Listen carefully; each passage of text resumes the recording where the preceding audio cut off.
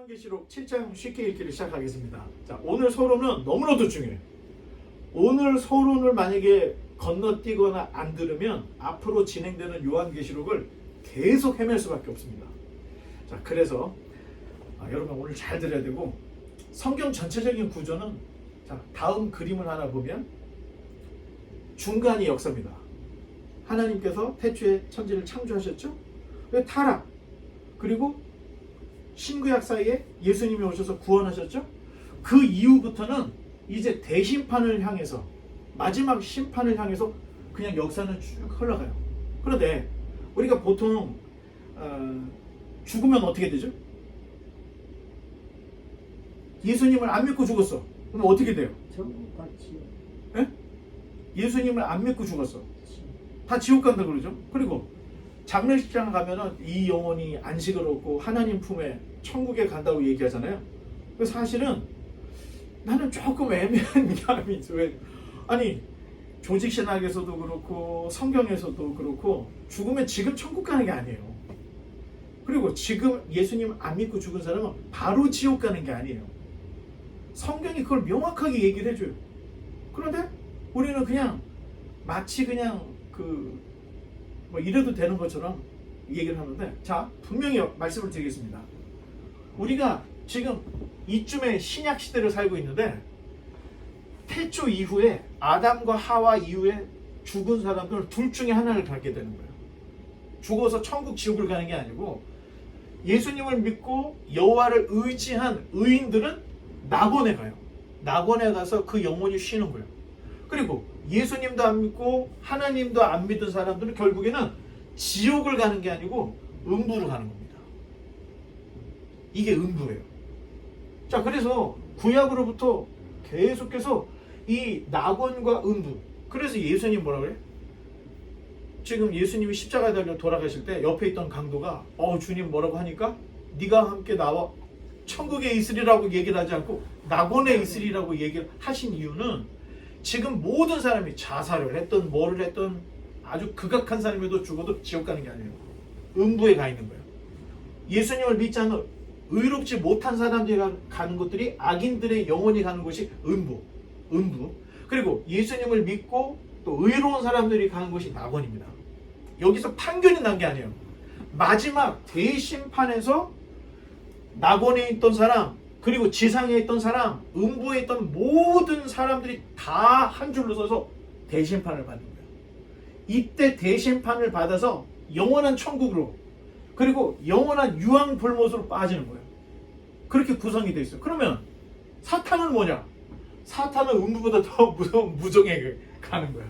그래서 예수님이 그 갈릴리 호수에서 그 돼지떼들이 우리를 무적행으로 보내지 말라는 얘기를 한다고. 그 왜냐? 그들이 가는 곳은 여기니까. 그래서 이때 언제 이게 가냐면은 천년 왕국이 시작될 때, 진노하심이 끝나고 진노의 7 대접이 다 끝나고, 이때 사탄이 바로 이 무적행에 들어가는 거야. 나올 수 없는. 그리고 천년 왕국이 시작이 돼요. 그리고 천년 왕국이 끝날 즈음에 풀려나. 그래서 사탄이 곡과 마국 왕을 유혹을 해서 또 지상에서 전쟁이 일어나는 거야. 그리고 나서 모든 것들이 다 끝나고 이제 대심판으로 이게 가는 게 성경에 기록되어 있어요. 우리가 생각할 때는 소설 휴거 때문에 휴거하고 재림을 하나로 보죠. 그런데 성경을 보면, 자, 이제 좀 더 깊이 보겠습니다. 지금은 그냥 전체적인 그림을 제가 그냥 한번 크게 그렸던 거고, 자, 태초 이후의 구약시대, 예수님이 오신 이 십자가 사건은 구약과 신약을 나누는 시기인 거예요. 이때 초림이라고 하죠. 이때는 초림이라는 게 뭐냐면 처음 이 땅에 오셨다, 예수님이. 그래서 우리가 초림이라고 하는 거야. 그런데 십자가에 달려 죽으시고 부활하시고 승천하셨죠.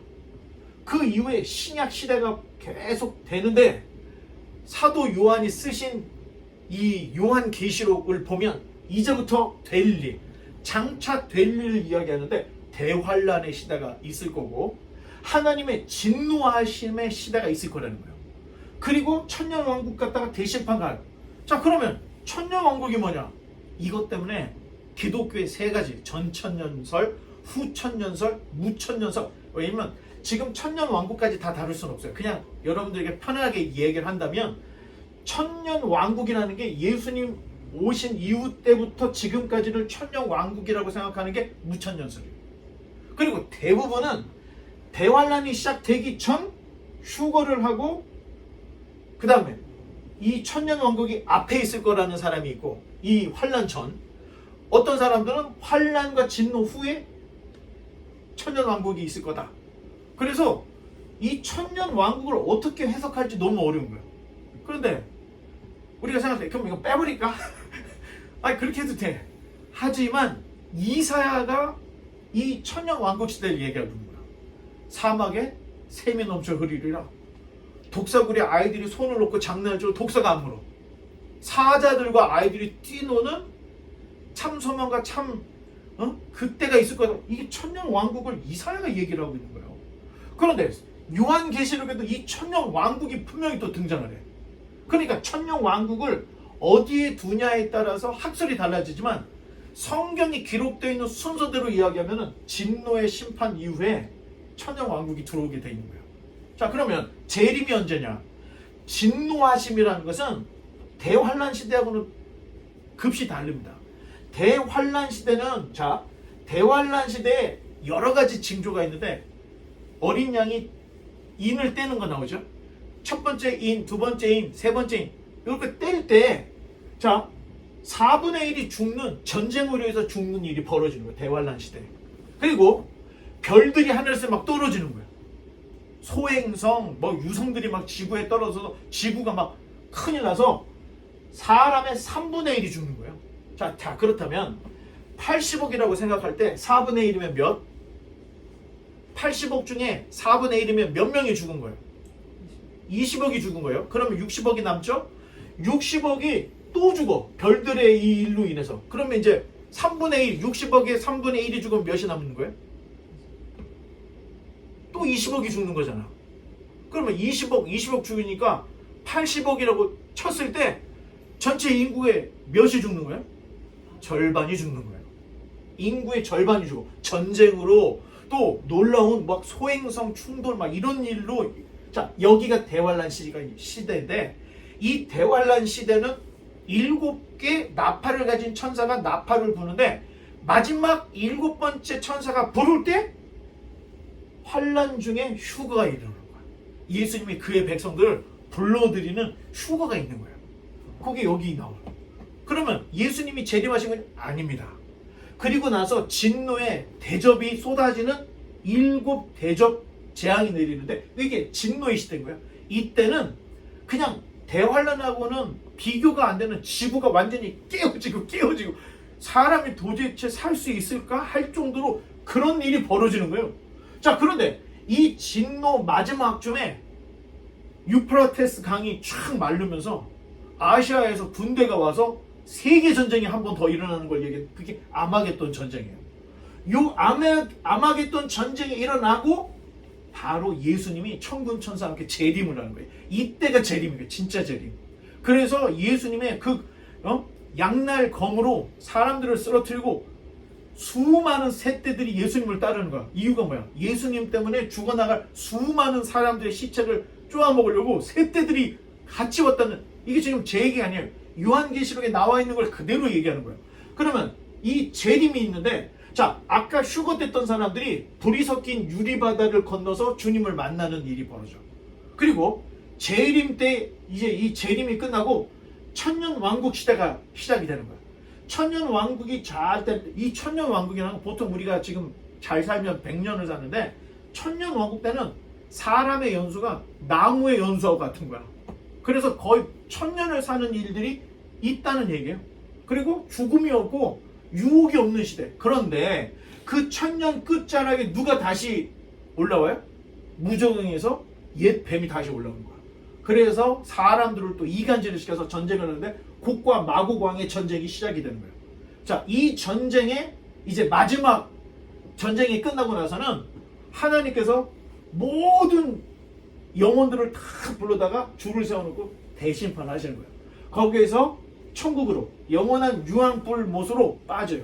그리고 이때 새하늘과 새 땅, 네, 이런 일들이 이제 쫙 전개가 되는 거예요. 자, 그러면 지금 말씀드린 거는 성경 전체, 지금 일반 예언자나 일반 세상 역사가들이 주장하는 걸 얘기하는 게 아니에요. 그리고 신천지나 통일교나 어떤 종교에서 이야기하는 거를 이야기하는 게 아니고 성경에서 이야기하고 있는 이야기를 그냥 편안하게 그냥 큰 그림으로 전체를 설명한다면 이 줄거리인 거예요. 성경 전체의 줄거리는.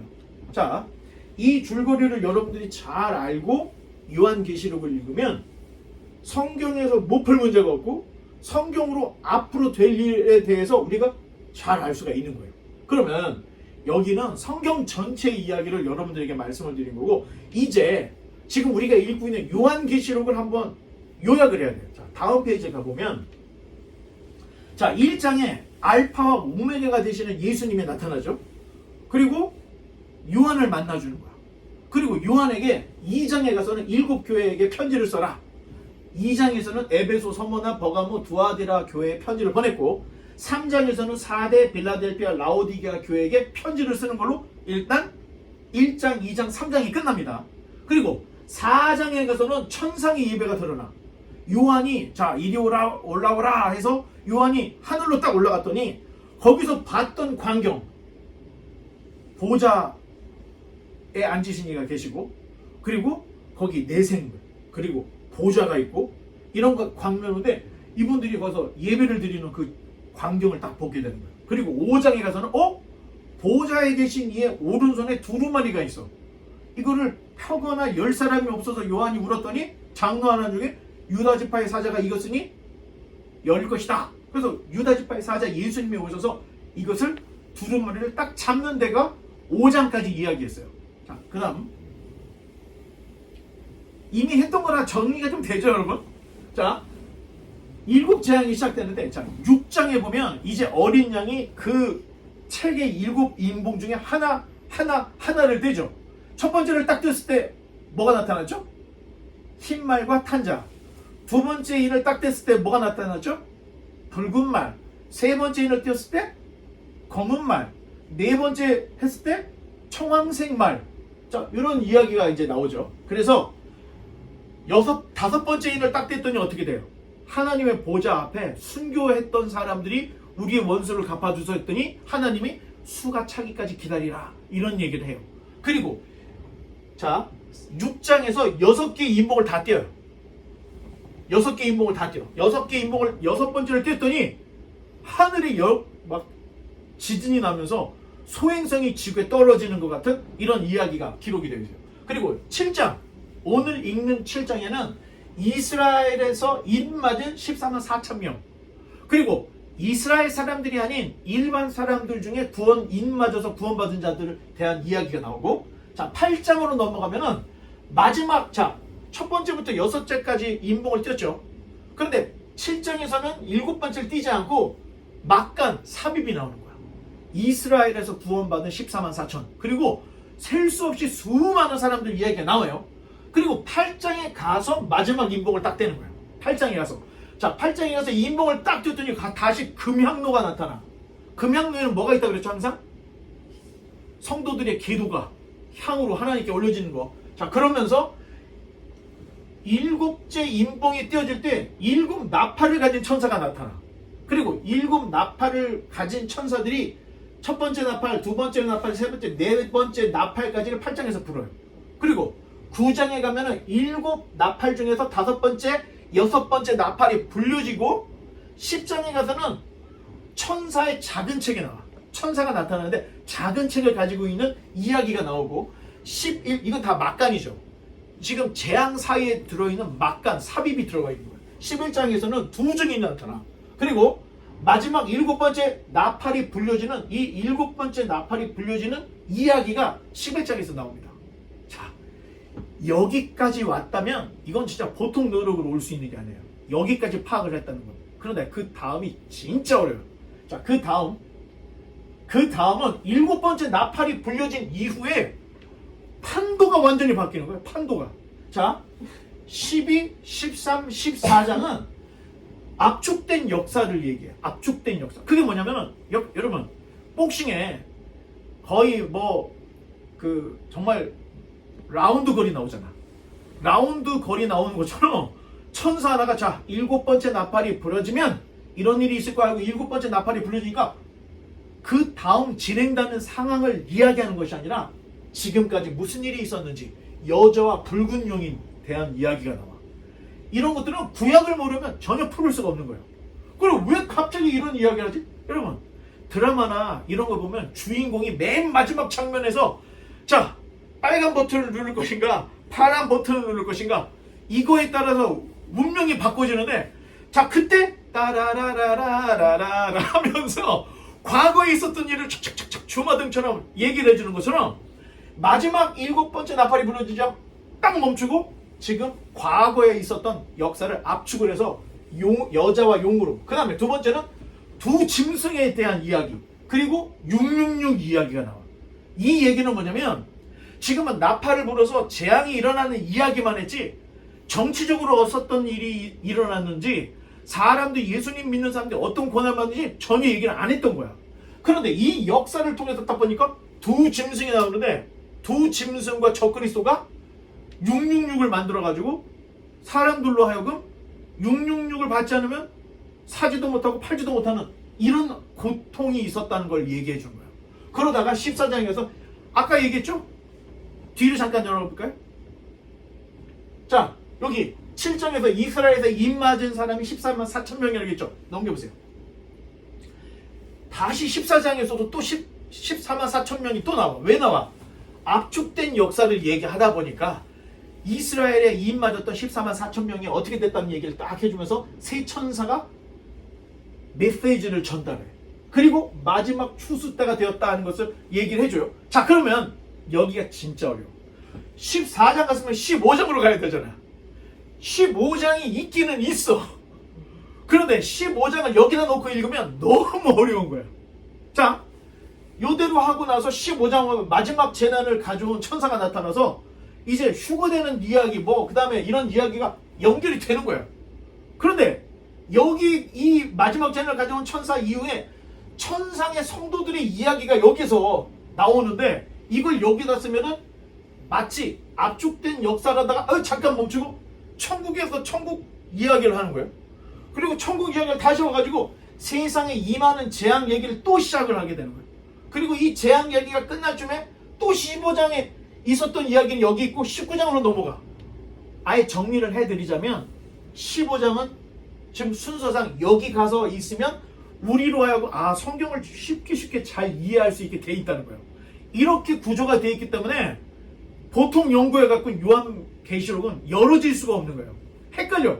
늘 헷갈리는 거예요. 그런데 이런 구조가 되어 있구나 하는 거를 여러분들이 알고 성경을 읽으면 쉽게 읽어요. 자, 7번째 나팔이 불려지고 12, 13, 14장은 지금까지 있었던 용과 여자의 전쟁 그 얘기를 쫙 함축적으로 얘기해 주는 거예요. 그리고 16, 17, 18장은 세상에 임하는 재앙에 대한 이야기를 해줘요. 진노가 담긴 대적, 큰 음녀가 받을 심판, 바벨론의 패망 이런 이야기를 해줘요. 그리고 15장, 19장을 연결해서 읽으면은 마지막 재난을 가져온 천사가 어린 양의 혼인잔치 100마를 타신 분 그냥 바로 연결이 되는 거예요.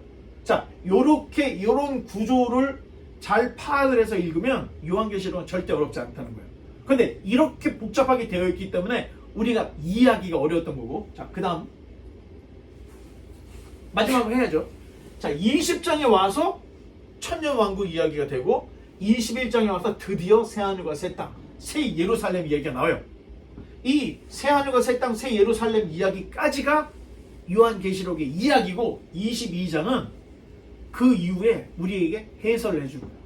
생명나무 이야기, 그 다음에 예수님이 속히 올 거다. 너희들이 5천년처럼 기름을 준비하라. 그런 얘기. 그 다음에 아멘 주 예수여 오시옵소서 하면서 요한계시록 총 22장이 이런 구조로 딱 끝나게 되는 거예요. 자, 여러분들이 요것들 딱 기억을 하고 헷갈릴 때마다 돌아와서 이것들을 다시 살펴보면 여러분들이 어렵지 않게 요한계시록 구조를 보면서 잘 이제 순서를 맞춰서 이제 읽을 수가 있습니다. 자, 이제 성경 전체의 줄거리도 이제 알았고 요한계시록의 전체 구조도 여러분들이 알았어요. 이제는 본론으로 들어가서 7장을 할 텐데 여러분 고맙게도 제가 오늘 서론이 길었죠? 7장은 되게 짧고 간단합니다. 너무 간단해. 자, 7장은 너무나도 간단한데 마지막 7번째 인봉이 떼어지기 직전의 삽입 부분이에요. 그래서 6장에 먼저 6장을 한번 읽어봐야 돼요. 왜냐면 6번째 인을 띄워줬을 때 어떤 일이 있었는지를 알고 7장으로 넘어가야 되기 때문에 같이 읽어볼 거예요. 12부터 17절까지. 이건 6장입니다. 시작. 내가 보니 6째 인을 떼실 때 큰 지진이 나며 해가 검은 털로 짠 상복같이 검어지고 달은 온통 피같이 되며 하늘의 별들이 무화과 나무가 대풍에 흔들려 설익은 열매가 떨어지는 것 같이 땅에 떨어지며 하늘은 두루마리가 말리는 것 같이 떠나가고 각 산과 섬이 제 자리에서 옮겨짐에 땅의 임금들과 왕족들과 장군들과 부자들과 강한 자들과 모든 종과 자유인이 굴과 산들의 바위 틈에 숨어 산들과 바위에게 말하되 우리 위에 떨어져 보좌에 앉으신 이의 얼굴에서와 그 어린 양의 진노에서 우리를 가리라. 그들의 진노의 큰 날이 이르렀으니 누가 능히 서리요 하더라. 자, 여기까지. 그 다음 페이지 그림을 보면 6째 인봉이 떼어질 때 하늘에서 별들, 소행성이 떨어지는 것 같아요. 아마도 현재 인류의 우주 기술 또는 천문 기술로 보면은 여러분 몇 년 몇 월 며칠에 소행성 하나가 지구에 떨어진다는 게 계산이 될까요 안 될까요? 돼요. 그래서 지금 2029년에도 뭐 하나 날라오는데 계산을 했더니 2.74% 그리고 2029년 4월에 지구를 지나는 거예요. 문제는 지구가 부닥칠 확률이 2.74%인데 정말 운 안 좋게 얘가 지구의 중력으로 끌려와서 오면 그게 2.74% 정도 된다는 거예요. 근데 문제는 이 소행성이 그냥 지나치는데 지구의 이 인력 이거를 자기장이나 이거에 영향을 받으면 오던 길에서 약간 탈선을 하게 되는 거야. 그러면 다시 가서 공전에서 돌아올 때 틀어져서 그때는 지구하고 부닥칠 확률이 높아진다는 거야. 이게 좀 과학자들이 우리한테 다 얘기해 주는 것을 여러분들에게 쉽게 얘기하는 거야. 또 지금 우리 우주에는 지구만 있는 게 아니죠. 달도 있고 태양도 있고 목성 뭐 여러 가지가 있기 때문에 이 소행성이 날아오는 게 다른 별들 틈에 가려져서 안 보일 때가 있다는 거예요. 근데 안 보이는 녀석이 갑자기 이 두 개가 딱 없어졌는데 하나 날아오는 게 관측이 돼서 시간이 없이 갑자기 부닥칠 수 있는 확률이 있을 수 있다는 얘기까지 해놔요. 자, 공룡들이 지구에 있었습니까? 없었습니까? 이걸 부인하면 바보 멍청이죠. 아니 뼈들이 나오는데 없었다고 얘기를 하면 되겠습니까? 근데 살아있는 공룡이 있습니까? 없습니까? 없죠. 없던 이유는 거의 지금 50% 이상 또는 70% 과학자들이 지구에 소행성이 떨어져서 엄청난 큰 크레이트가 있다는 거예요. 그걸 봤을 때 직경을 봤을 때는 지구 전체에 있는 공룡들을 다 죽이고 남았을 거라는 거예요. 그리고 아이스 에이지 이런 거 있죠. 다 가려서 이런 일들이 있었어요. 이게 주기적으로 있었다는 거예요. 과학자들이 얘기하는 거는 꼭 한 번씩 계속 주기적으로 있었다는데 지금 있다면 이제 올 때가 한번 되지 않았을까 그런 생각을 해요. 그러니까 성경에서 지금 이 사도 요한이 지금 소행성이 지구와 충돌하는 이런 모습들은 영상으로 봤지만 실제로 있을 수 있는 일이라는 거예요. 그래서 공룡 시대는 막을 내렸던 거예요. 그러면 우리 지금 인류가 살아가고 있는 이 시대도 막을 내릴 수 있는 일들이 있다는 거예요.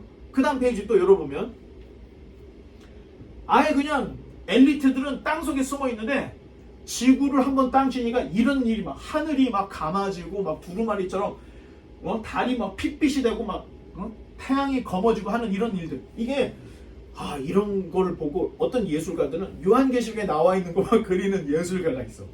그분들이 이런 그림들 그려놓은 걸 가지고 우리가 조금씩 이렇게 상상을 하면서 볼 수가 있는데 이런 뭐 그냥 난리가 나는 거예요. 소행성들이 떨어지고 막 운석이 떨어지면서 막 난리가 나는 이런 것들. 자, 이런 것들 우리가 생각해 볼 수가 있는데 지금 읽었던 6장 12절로 17절의 말씀은 대피소에 피해 있던 엘리트들이 지금 이 두려움을 견디지 못하는 거야. 이런 막 일들이 벌어질 때 이 대피소에 있던 사람들이 바위들아 우리를 하나님의 이 진노에서 우리를 숨겨달라고 이런 이야기들이 있었던 거예요. 충돌로 인한 엄청난 재난 앞에서 천사들이 이제 하나님의 백성들에게 인을 치는 이제 내용이 이제 곧 나오는데, 자, 지금 영상을 요한이 본 거죠. 영화처럼 되어 있는 거예요. 자, 소행성이 떨어져서 뻥 하고 부서지는 걸 본 게 아니고 꽝 떨어졌는데 시간이 잠깐 멈춘 거야. 그러면서 어떤 일이 있었는지를 우리에게 보여주는데, 자, 본문 넘어가겠습니다. 이제 7장 1절을 한번 읽어주시기 바랍니다. 이 일 후에 내가 네 천사가 땅 내 모퉁이에 선 것을 보니 땅의 사방의 바람을 붙잡아 바람으로 하여금 땅이나 바다에나 각종 나무에 풀리지 못하게 하더라. 아멘. 그 다음에 그림이 하나 나올 거예요. 그렇죠. 천사 넷이 네 귀퉁이에다 딱 서서 재앙이 일어나지 않게 지금 붙잡고 있다는 거예요. 마치 타임머신의 시간이 딱 멈춘 것처럼. 그러면 그때 무슨 일이 벌어지냐? 갑자기 이 재앙이 벌어지지 못하게 갑자기 딱 시간이 멈춰져 있는 상태를 지금 우리에게 보여주고 있어요. 자, 그러면 다시 뒤로 돌아가서, 자, 이번에는 2절과 3절부터 한번 읽어주시기 바랍니다. 그 봄에 다른 천사가 살아계신 하나님의 임을 가지고 해 돋는 대로부터 올라와서 땅과 바다를 해롭게 할 권세를 받은 내 천사를 향하여 큰 소리로 외쳐. Wait, don't harm the land or the sea or the trees until we have placed the seal of God on the foreheads of His servants. 아멘. 감사합니다. 자, 무슨 일이 벌어져요? 잠깐 멈추고 어떤 일이 벌어져? 이 네 천사가 아닌 다른 천사가 나타나서 하나님의 백성들에게 인을 치라는 거야. 인이 뭐냐? 도장을 찍으라는 거야. 탕탕탕탕. 자, 도장을 왜 찍어? 언제 이런 일이 있었어요? 이스라엘 백성이 이집트에서 탈출하던 저녁에 어린 양을 잡아서 그걸 문과 문설주에 받으면 죽음의 천사가 어떻게 됐어요? 건너갔지. 패스오버. 그리고 나서 민수기에 가서 보면은 백성들의 숫자를 세는 내용이 나오죠. 자, 이런 것들이 그대로 반복이 되는 거예요. 구약을 모르면 신약은 풀어지지 않는 거예요. 자, 그런 관점에서 보면, 자, 재앙이 일어나서 다 죽기 전에 하나님이 그의 백성들을 구원하기 위해서 네 천사를 보내서 네 귀퉁이에서 재앙을 잠깐 멈추게 하고 다른 천사가 나타나서 하나님 백성의 인을 탁탁탁탁탁 찍는 거예요. 자, 이런 이야기를 하고 그 다음에 4절로 돌아서 4절을 또 읽어주시기 바랍니다. 내가 인침을 받은 자의 수를 들으니 이스라엘 자손의 각 지파 중에서 인침을 받은 자들이 14만 4천이니. 아멘. 자, 천사의 인침을 받은 자들이 몇 명인지 정확하게 몰라요. 정확하게. 그런데 요한이 어느 나라 사람이었죠? 그때 당시 유대인이었잖아. 유다 지파 사람이었잖아. 그러니까 지금 인 맞은 사람들이 몇 명인지를 모르는데 요한 귀에 싹짝 들리는 게 이스라엘 사람들은 각 지파별로 12,000명씩 14만 4천이더라 하는 소리를 자기가 들은 얘기를 그대로 쓴 거예요. 자, 그 다음 페이지. 예, 이렇게 인을 쳤다는 거죠. 또 그 다음 페이지. 자, 5절로 8절을 한번 또 읽어보겠습니다. 유다 지파 중에 인침을 받은 자가 1만 2천이요 르우벤 지파 중에 1만 2천이요 각 지파 중에 1만 2천이요 아셀 지파 중에 1만 2천이요 납달리 지파 중에 1만 2천이요 므낫세 지파 중에 1만 2천이요 시므온 지파 중에 1만 2천이요 레위 지파 중에 1만 2천이요 이사갈 지파 중에 2만 2천이요 스불론 지파 중에 1만 2천이요 요셉 지파 중에 1만 2천이요 베냐민 지파 중에 인침을 받은 자가 1만 2천이라. 아멘. 자, 하나님께서 이집트에서 이스라엘 백성을 건지고 그리고 난 다음에 백성의 숫자를 셌잖아. 인침 받은 사람, 구원받은 사람의 숫자를 이제 세기 시작하는 거야. 그때 이스라엘 사람들이 14만 4천이라는 거야. 근데 신천지는 뭐예요? 12지파, 자기네들이 12지파에 들어가야 구원받는다 해서 유다 지파에 12,000명 뭐 지파에 했는데 넘쳐버렸어. 그래서 자기네 이론이 안 맞으니까 또 바꾸고 했다는 얘기가 있어요. 근데 이거는 그야말로 유대인들 중에 이스라엘 사람 중에 구원받은 사람의 숫자가 14만 4천이라는 거예요. 자, 이거는 요한이 유대인이었고 이스라엘 사람이었기 때문에 자기 귀에 들린 걸 그냥 썼다는 거예요. 자, 그러면 나머지 백성들은 어떻게 되냐? 자, 그 다음 페이지. 잠깐. 잠깐. 영어로 보면은 이렇게 간단해요. 유다, 12,000만이 이렇게 우리나라 말로 풀어서 해결하니까 이렇게 어려워진 건데 영어로는 이렇게 간단하게 해결이 됩니다. 자, 넘겨요. 자, 이 밑에 있는 게 유대인들, 이스라엘 사람들이에요. 그러니까 숫자를 세니까 14만 4천이라는데 여기서 끝나는 게 아니에요. 고개를 들어서 위를 보니까 바다의 모래만 같은, 하늘의 별 같은 사람이 숱하게 있는 거야. 인침 받은 사람이 유대인들만 받은 게 아니에요. 이스라엘 사람만 받은 게 아니에요. 숫자를 셌더니 이스라엘은 14만 4천 명이었다는 얘기고, 그 위에, 자, 그래서 계속 이거 구절을 한번 또 읽어보겠습니다. 다음 페이지. 자, 구절 읽어주세요.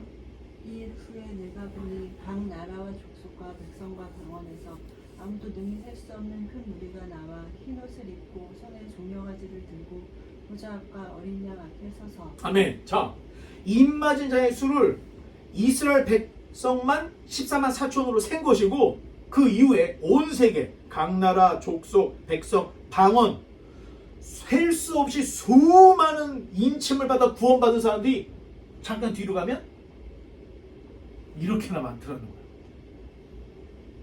자, 지금 요한이 본 거를 다 지금 글로서 썼다 보니까, 자, 요한도 눈이 2개밖에 없어요.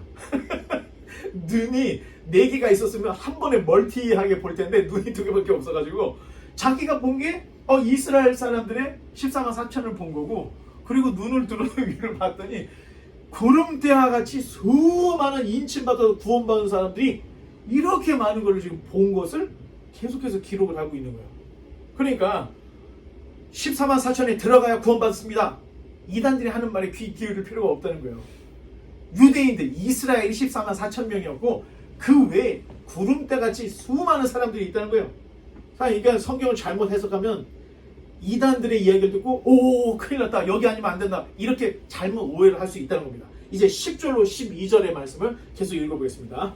큰 소리로 외쳐 이르되 구원하심이 보좌에 앉으신 우리 하나님과 어린 양에게 있도다 하니, 모든 천사가 보좌와 장로들과 내 생물의 주위에 서 있다가 보좌 앞에 엎드려 얼굴을 대고 하나님께 경배하여 They sang Amen. Blessing and glory and wisdom and thanksgiving and honor and power and strength belong to our God forever and ever. Amen. 아멘. 자, 지금 무슨 장면이 연출이 되고 있죠? 무슨 장면이에요? 지금 읽었던 내용. 예배의 장면이 또 나오잖아. 4장 5장에서 내 생물 그리고 보좌에 앉아있던 장로들이 하나님을 찬양하고 만물이 찬양하는 일이 있었는데, 지금 7장 가서도 인침 받은 사람 이야기가 나오면서 구원받은 사람들의 찬양이 또 나오는 거예요. 자, 이렇게 나오고 있어요. 자, 요한계시록에서 놓치지 말아야 될 것은 요한계시록 곳곳에 숨어있는 찬양과 기도라는 거예요. 이게 너무너무 중요하다는 것을 강조하기 위해서 하나님 보좌에 있을 때 찬양하며 천상의 예배가 나와요. 구원받아서 인침받은 사람 얘기 나올 때 또 천사가 보좌와 장로들과 내 생물 주위에 있는 모든 사람의 얼굴을 땅에 대고 경배하고 아멘, 찬송과 영광과 지혜와 감사와 존귀와 능력과 힘이 하나님께 세세토록 어린 양에게 있어도, 이런 찬양이 막 계속 터져 나오는 이야기를 좀 요한은 본 거를 쓴 거고, 우리는 글로서 보니까 그 장엄한 모습이 그려지지가 않는 것 뿐인 거예요. 근데 그걸 그릴 수가 있어야 돼. 그래서 재앙들 사이에 있는 지금 이 기도와 찬양이 어찌 보면 요한계시록에서 우리에게 주려고 하는 메시지의 핵심이다. 자, 이렇게 볼 수 있습니다. 그러니 여러분, 기쁠 때도 찬송, 기도, 슬플 때도 찬송, 기도 해야 될 이유가 여기 있다는 거예요.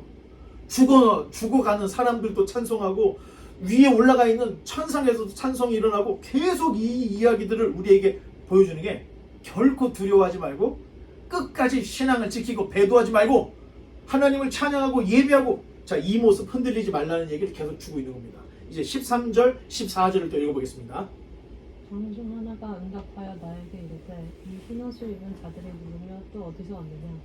내가 말하기를 내 주여 당신이 하시나이다 하니, 그가 나에게 이르되 이는 큰 환란에서 나오는 자들인데 어린 양의 피에 그 옷을 씻어 희게 하였느니라. 아멘. 감사합니다.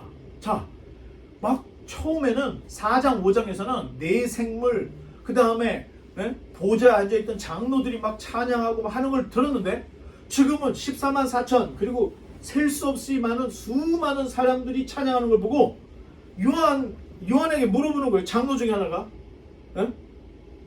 흰옷 입은 자들이 누구며 어디서 왔느냐 하고 물어보니까 요한이 저는 잘 모르겠는데요.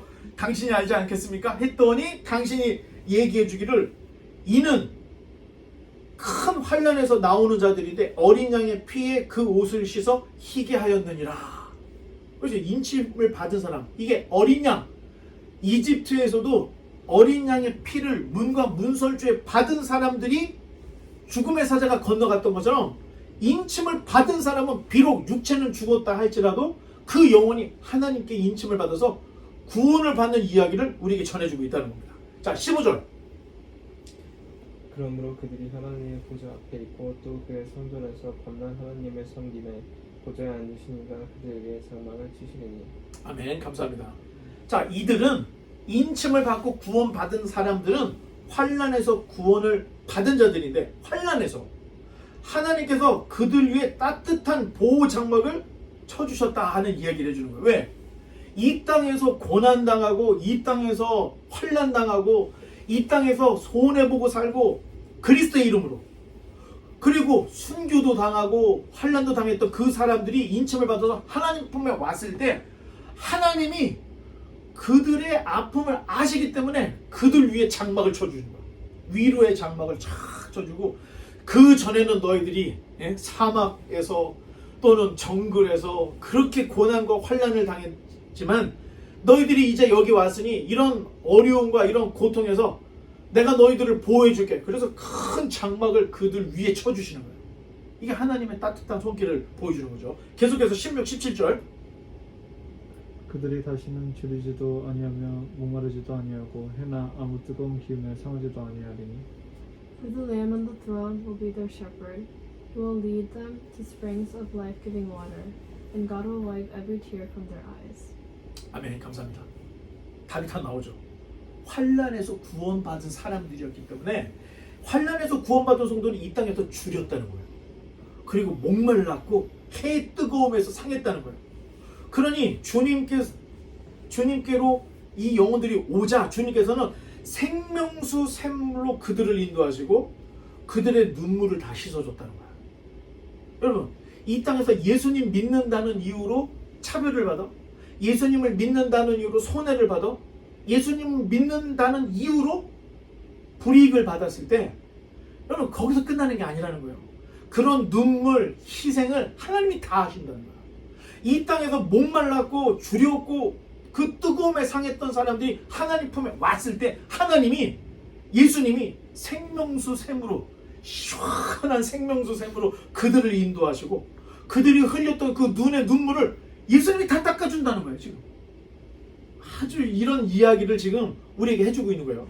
그러니 여러분, 환난 시대 우리 육체적인 고난이 올 수 있어요.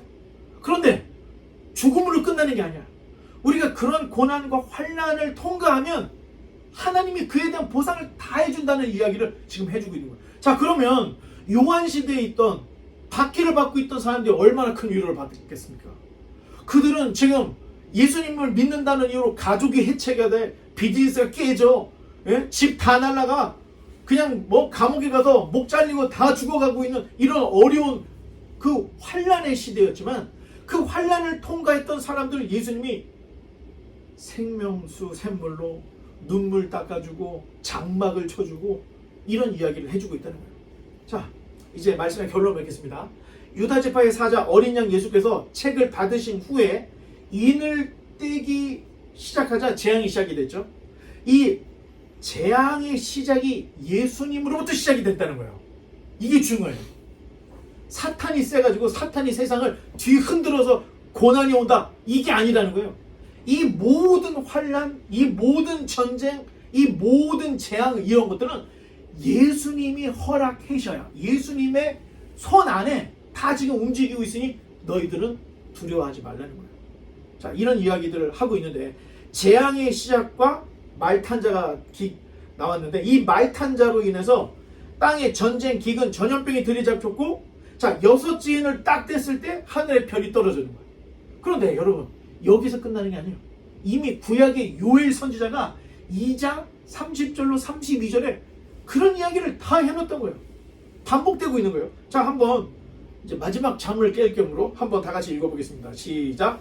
내가 이적을 하늘과 땅에 베풀리니 곧 피와 불과 연기 기둥이라. 여호와의 크고 두려운 날이 이르기 전에 해가 어두워지고 달이 핏빛까지 변하려니와 누구든지 여호와의 이름을 부르는 자는 구원을 얻으리니 이는 나 여호와의 말대로 시온산과 예루살렘에서 피할 자가 있을 것이며 남은 자 중에 나 여호와의 부름을 받을 자가 있을 것임이니라. 이미 요엘 선지자도 이 땅에 여호와의 크고 두려운 날이 임하는 이 현상을 그대로 적고 있는 거예요. 그러니까 신약이라고 해서 전혀 다른 이야기가 나오는 게 아니고 구약의 선지자들이 이야기했던 그 이야기들이 더 구체화되고 있다는 거예요. 구약에 있는 선지자들은 앞으로 있을 일에 대한 장차 될 일에 대한 부분적인 이야기는 계속 던졌던 거예요. 그런데 요한계시록에 와서 요한이 이 모든 것들을 다 종합을 해서 앞으로 있을 일에 대한 이야기들을 우리에게 다 전해주고 있다는 겁니다. 여호와의 크고 두려운 날 해가 어두워지고 달이 핏빛까지 변하는 재앙이 예언이 되고 있는데 중요한 것은 천사의 인침은 아무나에게 있는 것이 아니라는 겁니다. 반드시 어린 양의 피, 반드시 여호와의 이름을 부르는 자. 그때 당시에는 예수님이 없었으니까. 그런데 오늘날 저와 여러분들에게는 예수님을 고백하는 신앙의 고백이 있어야 인침을 받고 구원을 받는다는 것을 좀 이런 재앙 바로 직전 네 천사가 재앙의 바람을 딱 막고 있고 한 천사가 와서 인을 치는 그 과정을 통해서 과연 너희들이 구원받았느냐, 과연 너희들의 신앙의 고백이 정확하냐, 다시 한번 우리로 하여금 점검을 하게 한다는 겁니다. 우리가 이런 신앙 고백을 정확하게 갖고 있다면 환난은 환난이 아닙니다. 환난을 통해서 주님께 나아가는 하나의 길이 될 수도 있고 도약의 길이 될 수 있다. 여러분 이렇게 생각하면 이 땅에서 당하는 어려움과 환난은 그렇게 어려운 게 아니라는 겁니다. 이러한 믿음을 가지고 우리가 끝까지 그리고 앞으로 있을 모든 미래를 명확하게 알므로 혼돈하지 않고 좌로나 우로나 치우치지 않고 믿음을 지켜서 주님 품에 우리 모두가 함께 나아갈 수 있는 저와 여러분 되시기를 주님의 이름으로 간절히 축원합니다. 기도하겠습니다.